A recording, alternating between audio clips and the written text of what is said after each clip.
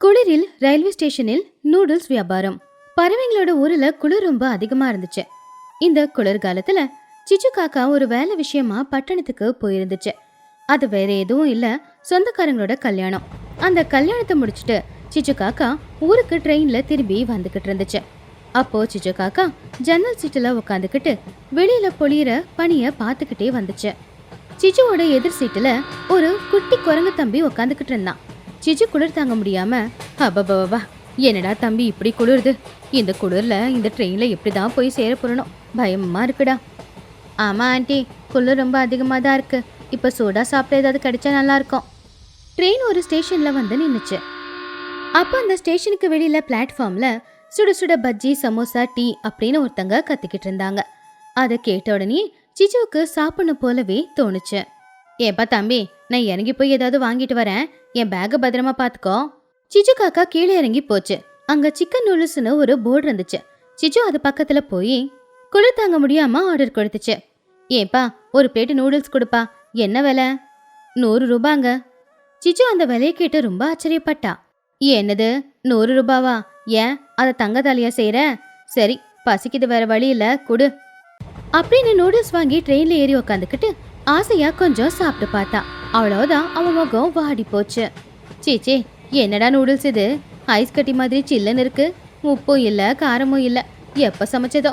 சுட சுட சாப்பிடலான்னு பார்த்தா இப்படி 100 ரூபாய் கொடுத்து ஏமாந்துட்டேனே. ஆண்டி, இது ஸ்டேஷன்ல எப்ப வேணாலும் சமைப்பாங்க, சூடாலாம் இருக்காது. சிச்சு காக்காவால அந்த நூடுல்ஸ் சாப்பிட முடியாம தூக்கி போட்டுருச்சு. ட்ரெயின் இன்னும் ஸ்டேஷன்ல வந்து நின்னுச்சு. அங்கேயும் குளிர் தாங்க முடியாம எல்லாரும் கீழே இறங்கி சுட சுட யாராவது ஏதாவது விற்பாங்களா அப்படின்னு பார்த்துக்கிட்டு இருந்தாங்க. ஆனா பறவைங்க எல்லாரும் சூடா விற்காம எல்லாம் சில்லுன்னு தான் வித்துக்கிட்டு இருந்தாங்க. ஆனா வந்தவங்க எல்லாருமே சூடா ஏதாவது கிடைக்குமா அப்படின்னு தான் பார்த்துக்கிட்டு இருந்தாங்க. அதை பார்த்து சிச்சோ மனசுக்குள்ள, இங்க யாரும் சரியில்லை, எல்லாரும் பணம் கொடுக்க தயாரா தான் இருக்காங்க, ஆனா அவங்களுக்கு நல்ல பொருள் தான் கிடைக்க மாட்டேங்குது. எல்லாரும் சீக்கிரமாவே சமைச்சு டப்பால கொண்டு வந்து வச்சிடுறாங்க. அது இந்த குளிர்ல 5 நிமிஷத்துல ஆறி போயிடுது. என்கிட்ட ஒரு ஐடியா இருக்கு. அப்படி அன்னைக்கு ராத்திரி முழுக்க ட்ரெயின்ல சிச்சு காக்காவுக்கு தூக்கம் வரவே இல்லை. அவ மனசெல்லாம் வியாபாரத்தை பத்தி தான் யோசிச்சுக்கிட்டு இருந்துச்சு. அடுத்த நாள் காலையில சிச்சு காக்கா அதோட ஊருக்கு வந்து சேர்ந்துச்சு. அசதியா இருந்தாலுமே ஏதோ யோசிச்சுக்கிட்டே தான் இருந்தது சிச்சு காக்கா. உடனே அவ புள்ள சின்ன காக்காவை எழுப்பி, டே சின்னோ, எழுந்திரிடா, ஒரு ஐடியா இருக்கு, அதை 2 பேரும் சேர்ந்து செய்யலாம். சின்ன எழுந்திருச்சு. அம்மா, இப்பதானே வந்த, கொஞ்ச நேரம் ஓய்வு எடுத்துட்டு அப்புறமா யோசிக்கலாம்ல. என்னது? டேய், ஒரு வியாபாரம் ஆரம்பிக்கலாமா? நம்ம ஊரு ரயில்வே ஸ்டேஷன்ல நம்ம நூடுல்ஸ் வியாபாரம் ஆரம்பிக்கலாம். சின்ன காக்கா ஆச்சரியமா, நூடுல்ஸா, உனக்கு செய்ய வருமாமா? முந்தானேத்து உப்புமா செஞ்சதே ஏதோ கம்மு மாதிரி ஒட்டிக்கிச்சு வாயில. வாய மூடுறா, முந்தானேத்து பட்டணத்துல நூடுல்ஸ் எப்படி பண்றாங்கன்னு பார்த்தேன், அது ரொம்ப ஈஸி. ஆனா இதுல ஒரு விஷயம் இருக்கு, எல்லாரும் விக்கிற மாதிரி முதல்ல செஞ்சு வச்சு ஆறி போனதை விற்க மாட்டேன், நல்லா சுட சுட விற்கணும். அன்னைக்கு சாயந்தர நேரம் சிச்சு காக்கா ஒரு தள்ளு வண்டியில ஒரு ஸ்டவ், அதுக்கு மேல ஒரு பெரிய கடாயி, நிறைய மேகி பேக்கெட்ஸ், அப்புறம் நிறைய சாஸ், மசாலா எல்லாத்தையுமே வச்சு அந்த வண்டியில சிச்சு ஹாட் நூடுல்ஸ் அப்படின்னு பேரை போட்டு அதுக்கப்புறமா வண்டியை தள்ளிக்கிட்டு ஸ்டேஷனுக்கு வந்தா. ஸ்டேஷன்ல அந்த ஊரு பறவைங்க எல்லாருமே கூட இருந்தாங்க. அந்த ஊர்ல வாழ்ந்துகிட்டு இருந்த சோட்டுக்கிளி, லூசி புறா, துணிக்குருவி, இவங்க எல்லாரும் யாரோ சொந்தக்காரங்க ஊருக்கு வராங்கன்றதுனால அவங்களை ரிசீவ் பண்றதுக்காக ஸ்டேஷனுக்கு வந்தாங்க. என்ன சிச்சு, எங்க வியாபாரம் ஆரம்பிச்சிருக்க? யார் வந்து சாப்பிடுவாங்க? உனக்கு தெரியாது டோனி, சுட சுட நூடுல்ஸ் சாப்பிட நிறைய பேர் வருவாங்க.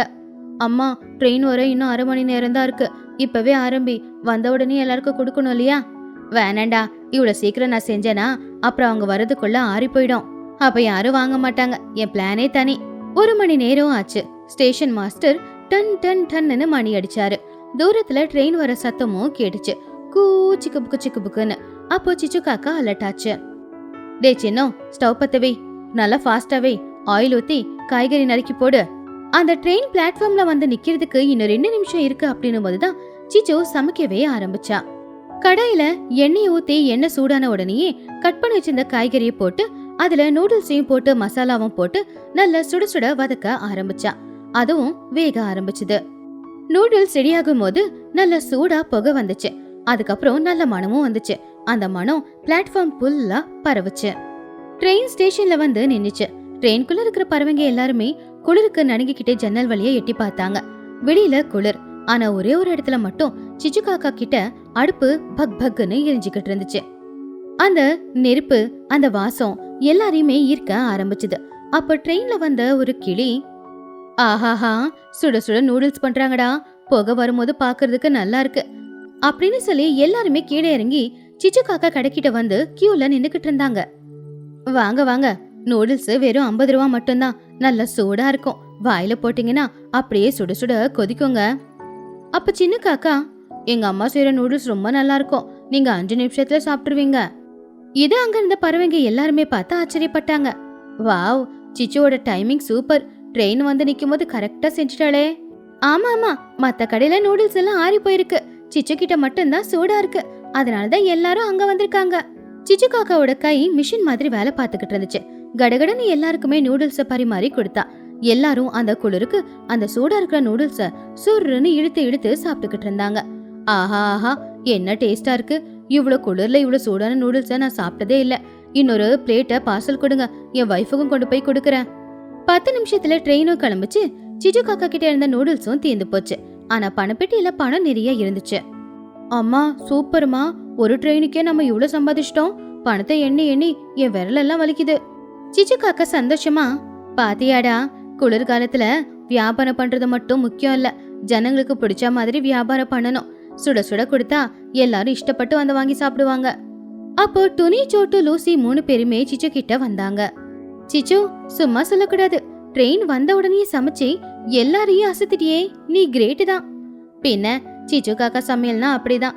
சரி, உங்களுக்கு இன்னைக்கு நான் பார்ட்டி கொடுக்கறேன், சின்னோ ஆண்டிங்களுக்கு நூடுல்ஸ் பண்ணி கொடுறா. என்னது பார்ட்டியா, அதுவும் நீயா? ஆமா, இவ்வளவு சம்பாதிச்சதுல கொஞ்சம் செலவு பண்றதுல எனக்கு எந்த கஷ்டமும் இல்ல. அப்படி சிச்சு காக்கா எல்லாருக்குமே நூடுல்ஸ் பண்ணி கொடுத்துச்சு. அந்த குளிர்ல பனி பொழிஞ்சுக்கிட்டு இருக்கும்போது எல்லாரும் சுட சுட நூடுல்ஸை சாப்பிட்டு ரொம்ப சந்தோஷப்பட்டாங்க.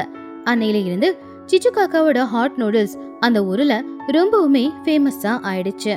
ஆனா வியாபாரம் நல்லபடியா நடக்கிற நேரத்துல சில காமெடி சீனும் நடந்துச்சு. சிச்சு வியாபாரம் நல்லா நடந்துகிட்டு இருக்கும்போது ஒரு நாள் ராத்திரி சிட்டில இருந்து ஒரு ட்ரெயின் வந்துச்சு. அந்த சிட்டி ட்ரெயின்ல இருந்து ஒரு கிளி இறங்குச்சு. அந்த கிளி பார்க்க ரொம்ப ஸ்டைலா கண்ணுக்கு கண்ணாடி எல்லாம் போட்டுக்கிட்டு இருந்துச்சு. ஹாய், உங்ககிட்ட ஸ்குவீஸ் 1 நூடுல்ஸ் இருக்கா வித் எக்ஸ்ட்ரா கார்லிக் சாஸ்? சிச்சு காக்காவுக்கு ஒண்ணுமே புரியல. என்னது, என்ன நூடுல்ஸ்? இந்த மாதிரி நூடுல்ஸ் எல்லாம் நாங்க விற்க மாட்டோமா, என்கிட்ட இருக்கிறதெல்லாம் ஹாட் ஹாட் சிச்சுவோட நூடுல்ஸ் மட்டும்தான், நல்லா காரமா இருக்கும், குளிருக்கும் நல்லா இருக்கும். உனக்கு வேணும்னா 2 ஸ்பூன் காரம் அதிகமா போடுறேன், குளிருக்கு அந்த காரம் தான் மருந்து, கொஞ்சம் சாப்பிட்டு பாரு, ரொம்ப நல்லா இருக்கும் தெரியுமா? சின்ன காக்கா சிரிச்சுக்கிட்டே, அம்மா அவங்க பெருசா ஒன்னும் கேட்கல, ஒரு சைனீஸ் சாஸ் மாதிரி அதை ஊத்தி கூடன்னு கேக்குறாங்க. டேய், சைனீஸ் சாஸ் எல்லாம் எதுக்குடா, நம்ம ஒரு மிளகாவை போட்டு அரைச்சி சாஸ் பண்ணி வச்சிருக்கேன், அதை ஊத்தி கொடுக்குற இந்த பொண்ணுக்கு, இந்தாம்மா சாப்பிடு அப்படின்னு நார்மல் நூடுல்ஸ்லயே கொஞ்சம் காரத்தை அதிகமா போட்டு கொடுத்தா. அப்ப அந்த கிளி அதை சாப்பிட்டு பார்த்து, wow, too spicy and tasty அப்படின்னு சாப்பிட்டா. இப்படி இருக்கும்போது ஒரு நாள் சின்னவுக்கு ஸ்கூல்ல நிறைய ஹோம்ஒர்க் கொடுத்ததுனால அவனால வர முடியல. சிச்சுவுக்கு இப்ப உதவிக்கு யாராவது தேவைப்பட்டாங்க. அப்பதான் நம்ம சாப்பாட்டு பிரியன் பன்னு கிளி அங்க வந்தான். சிச்சு ஆண்டி, சின்ன ரொம்ப பிஸியா இருக்கான்னு கேள்விப்பட்டேன், நான் வேணா உங்களுக்கு ஹெல்ப் பண்ணவா? எனக்கு நீங்க சம்பளம்லாம் ஒண்ணு கொடுக்க வேண்டாம், தினமும் 2 பிளேட் நூடுல்ஸ் கொடுங்க போதும். சிச்சு சந்தேகமா, சரிடா பன்னு, எனக்கு வேற வழியும் இல்ல, சரி கஸ்டமர்ஸ் கிட்ட இருந்து பணம் வாங்கிக்கோ, அப்படியே அவங்களுக்கு பிளேட்டும் கொடு, ஆனா இந்த கடையில் இருக்கிற நூடுல்ஸ் மட்டும் சாப்பிடாத, அது கஸ்டமர்ஸ்க்கு. சரி ஆண்டி, நான் எல்லாத்தையும் செய்றேன், ஆனா நூடுல்ஸ் மட்டும் சாப்பிட மாட்டேன். அப்படி கொஞ்ச நேரத்துல ட்ரெயின் ஒன்று வந்து ஸ்டேஷன்ல நின்னுச்சு. அப்போ சிச்சு காக்காவோட கை எப்பவும் போல மிஷின் மாதிரி வேலை செஞ்சு எல்லாருக்குமே நூடுல்ஸை போட்டு கொடுத்துக்கிட்டு இருந்துச்சு. அப்போ பின்னாடி நின்றுக்கிட்டு இருந்த பன்னு என்ன பண்ணான்றத அது கவனிக்கல. 1/2 மணி நேரத்துல ட்ரெயின் போனதுக்கு அப்புறம் திரும்பி பார்த்தா அங்க ஏற்கனவே கூடையில வேக வச்சு வச்சிருந்த நூடுல்ஸ்ல பாதியே காணோம். சிச்சு ஆச்சரியமா, டே பன்னோ, இங்க நூடுல்ஸ் என்னடா ஆச்சு, எலி ஏதாவது எடுத்துக்கிட்டு போயிடுச்சா என்ன, பாதி நூடுல்ஸை காணுமேடா. பன்னு வாய் ஃபுல்லா நூடுல்ஸை வச்சு மென்னுக்கிட்டு திருட்டு பார்வை பார்த்துக்கிட்டு, இல்ல ஆண்டி, எலிலாம் எதுவும் சாப்பிடல, நான் தான் குவாலிட்டி செக்கிங் பண்ணிக்கிட்டு இருந்தேன், நூடுல்ஸ் நல்லா சாஃப்டா வெந்திருக்கா, அதுல உப்பு கரெக்டா இருக்கா அப்படின்னு சாப்பிட்டு பார்த்தேன், உண்மையிலே ரொம்ப நல்லா இருந்துச்சு, இருந்தாலும் ஒரு தடவை செக் பண்ணலான்னு மறுபடியும் கொஞ்சம் சாப்பிட்டேன். போடா நீயும் உன்னோட குவாலிட்டி செக்கும், நீ இப்படியே குவாலிட்டி செக் பண்ணிக்கிட்டு இருந்தா அடுத்த ட்ரெயினுக்கு இங்க மிச்சம் மீதி எதுவுமே இருக்காது. இங்க பாரு, கையெடுத்து கும்பிடுறேன், நீ உன்னோட வீட்டுக்கு போயிடுறா, எல்லாத்தையும் நானே பாத்துக்கிறேன். அப்படின்னு சொல்லி பன்னுவ வீட்டுக்கு அனுப்பிட்டா. இது எல்லாத்தையும் ஸ்டேஷன் மாஸ்டர் மஹிக்கழுகு பார்த்துக்கிட்டு இருந்துச்சு. ஒரு நாள் ஸ்டேஷன் மாஸ்டரான மஹிக்கழுகு அங்க ஃபுட் செக்கிங் பண்றதுக்காக வந்துச்சு. மஹிக்கழுகு பகல்ல தூங்கும், ராத்திரியில வேலை பார்க்கும். மஹிக்கழுகு ரொம்ப ஸ்ட்ரிக்ட் ஆபீசர். மஹி சிச்சுவோட கடைக்கிட்ட வந்து கண்ணாடியை சரி பண்ணிக்கிட்டு, என்ன சிச்சு இது ஸ்டேஷன் ஃபுல்லாவே புகை பரப்பி விடுற? ஃபுட் லைசன்ஸ் இருக்கா உங்ககிட்ட? இங்க சமைக்க கூடாதுன்னு உனக்கு தெரியாதா? யாரை கேட்டு நீங்க இங்க சமைக்கிற வேலையை செய்றீங்க? சிச்சு காக்கா பயப்படாம புத்திசாலித்தனமா, என்னது லைசன்ஸா சார்? எங்க கிட்ட கவர்மெண்ட் லைசன்ஸ் இல்ல, ஆனா பப்ளிக் லைசன்ஸ் இருக்கு. பாவம் சார், ட்ரெயின்ல வர பேசஞ்சர்ஸ் எல்லாரும் சுட சுட ஏதாவது கிடைக்குமா இந்த குழுல சாப்பிடன்னு பார்த்துக்கிட்டு இருக்காங்க. அவங்களுக்கு நான் சர்வீஸ் பண்ணிக்கிட்டு இருக்கேன். நீங்களும் சாப்பிட்டு பாருங்க சார், எப்படி இருக்குன்னு சொல்லுங்க. பணம் எதுவும் வேணாம். அப்போ மஹிக்கழுகு, இல்ல இல்ல இது ரூல் சேர்த்துக்காது அப்படின்னு சொன்னாலும் சிச்சு காக்கா சுட சுட நூடுல்ஸ் பண்ணி மஹிக்கழுகு முன்னாடி கொண்டு போய் வச்சுது. அதுல இருந்து வர சூடான புகை, பக்கத்துல குளிர், அதனால மஹிக்கழுகால தாங்கிக்க முடியல. அதுவும் சரி அப்படின்னு அந்த நூடுல்ஸை சாப்பிட்டுச்சு. ரொம்பவும் சூப்பராகவும் இருந்துச்சு. ஆஹாஹாஹா, சிச்சோ சும்மா சொல்லக்கூடாது. இந்த குளிருக்கு உன்னி கொடுக்குற சுட சுட நூடுல்ஸ் சாப்பிட்டா வர தூக்கம் கூட பறந்து போயிடும். எப்படியும் கண்முழிச்சு வேற நான் இருக்கணும் இல்லையா? சரி சரி, நீ வியாபாரத்தை அப்படியே நடத்து, ரூல்ஸை நான் பாத்துக்கிறேன். இடத்த மட்டும் சுத்தமா வச்சுக்கோ. Thanks sir. சரிங்க சார். இது எல்லாத்தையும் பார்த்துக்கிட்டு இருந்த டொனி குருவி சிச்சு காக்காவுக்கு இன்னொரு நல்ல ஐடியாவும் கொடுத்தா. சிச்சு, சுட சுட நூடுல்ஸ் சாப்பிட்டதுக்கு அப்புறம் சூடா ஏதாவது குடிக்கணும் போல எல்லாருக்கும் இருக்கும்ல. நானும் வீட்ல இருந்து நல்ல சுட சுட சூப் செஞ்சு கொண்டு வரேன். நீ நூடுல்ஸ் வித்துரு, நான் சூப் விற்கிறேன். சிச்சு நூடுல்ஸ், துணியோட சூப்பு. சூப்பர் ஐடியா டொனி. இந்த குளிர்ல எல்லாரும் சூப் குடிக்கணும்னா ரொம்ப ஆசைப்படுவாங்க. உண்மையிலேயே நூடுல்ஸ் சாப்பிட்டதுக்கு அப்புறம் சூடான அந்த டொமேட்டோ சாஸ் குடிக்கும்போது எல்லாருக்குமே சொர்க்கமே கண்ணுக்கு தெரிஞ்சுது. அந்த காம்போவே ரொம்ப சூப்பரா இருந்துச்சு. சிச்சு காக்கா டொனி குருவி 2 பேரும் சேர்ந்து அந்த ரயில்வே ஸ்டேஷனை ஒரு பிக்னிக் ஸ்பாட் மாதிரி மாத்திட்டாங்க. அந்த ஸ்டேஷனுக்கு வர பேசஞ்சர்ஸ் மட்டும் இல்லாம அந்த ஊர்ல இருக்கிறவங்க கூட சிச்சு டொனியோட சூப்பும் நூடுல்ஸும் சாப்பிட்டதுக்காக ஸ்டேஷனுக்கு வந்துகிட்டு இருந்தாங்க. சிச்சு காக்கா ஒரு வியாபாரி. அவகிட்ட இருந்த சொத்து என்னன்னா பலமா கருப்பா இருக்கிற 10 எருமை மாடுங்க. சிச்சு காக்காவுக்கு அந்த எருமைங்கன்னா உயிர்.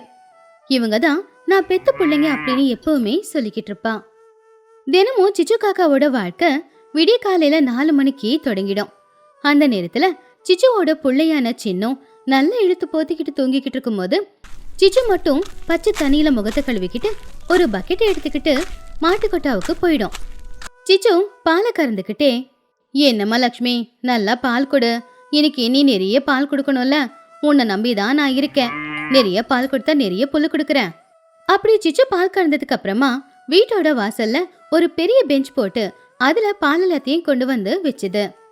அப்பதான் ஊர்ல இருக்கிறவங்க எல்லாருமே எழுந்திருச்சாங்க. சரியா 6 மணிக்கு கஸ்டமரான டொனி குருவி பால் வாங்க சிச்சு காக்காவோட வீட்டுக்கு வந்துச்சு. குட் மார்னிங் சிச்சு, பால் இருக்கா? அது கேட்டு சிச்சு காக்கா, பால் இல்லாம காலையிலேயே இந்த பெஞ்சை போட்டு உக்காந்துக்கிட்டு இருக்கிறேன் நானா? ஏன் மாடுங்க என்னைக்காவது பால் கொடுக்காம இருந்திருக்கா? ஏன் மாடுங்க மிஷின் மாதிரி. உனக்கு எவ்வளவு பால் வேணும்? ஒரு 6 லிட்டர் பால் கொடு. புஜ்ஜிக்கு காய்ச்சி கொடுக்கணும். விலையை கொஞ்சம் குறைக்கலாம்ல? 2 நாளைக்கு முன்னாடி அதிகமா விலையேத்திட்ட. என்னது விலையை குறைக்கணுமா? டோனி, உனக்கு தெரியாதது எதுவும் இல்ல. புல்லுக்கு விலை அதிகமாயிடுச்சு. அது மட்டுமா, தவிடு புண்ணாக்கு எல்லாத்துக்குமே விலையை ஏத்தி வச்சிருக்கானுங்க. பாதாம் பருப்பு பிஸ்தா பருப்புன்னு போட்டு என் மாடுங்களை வளர்க்குறேன். என் மாடுங்க கொடுக்குற பால் ரொம்ப சத்தான பால்.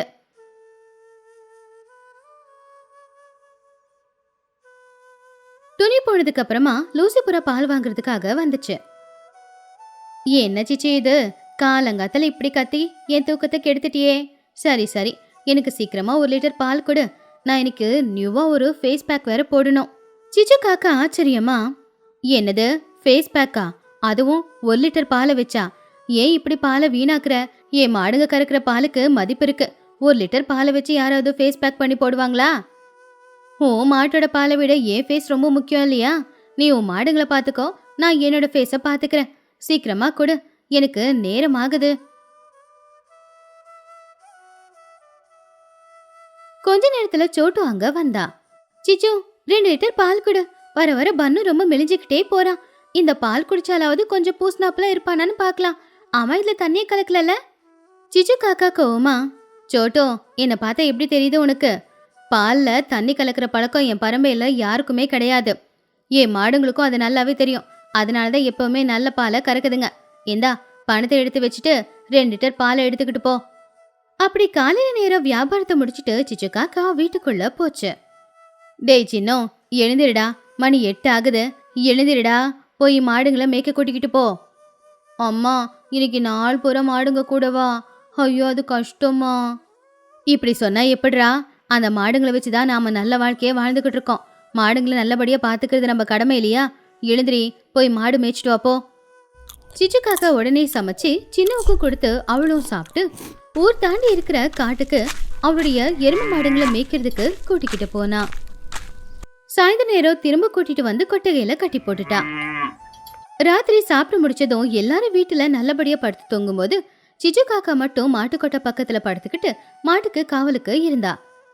ஒரு நாள் துணிக்குருவி அந்த பக்கமா போகும்போது, என்ன சிச்சு, வெளியில படுத்திருக்க? உனக்கு கொசு கடிக்காதா? கடிச்சா கடிக்கிட்டும் துணி, எனக்கு கொசு கடிக்கிறது பெரிய விஷயம் இல்ல.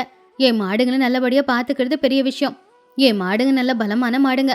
ஆசைப்பட்டு யாராவது திருடிக்கிட்டு போயிட்டா என்ன பண்றது? அதான் காவலுக்கு இங்க படுத்திருக்கேன்.